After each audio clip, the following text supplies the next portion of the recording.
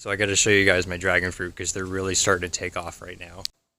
So dragon fruit are like if cactus and spaghetti had a baby, because if you let them grow naturally, they will sprawl all over and turn into big spaghetti monsters. So I used a guide from Epic Gardening and cross-referenced that with one from Grafting Dragon Fruit to make these trellises. If you want to make one, you can reference those guides. So I've got about a dozen different varieties, and I'm at the point where some of them have begun to make it over the top of the trellis. And so dragon fruit will latch on, you can see it right here, to things.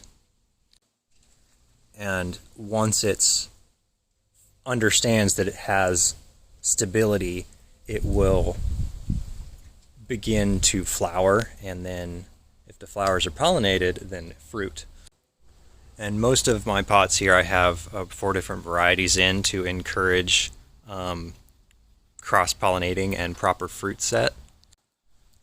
But my first time around, I'll probably be like super dragon fruit dad and really baby these and probably hand pollinate them with a brush just to make sure that they fruit. And maybe as we have much more flowers, I'll let some of them go and see if they can do it on their own.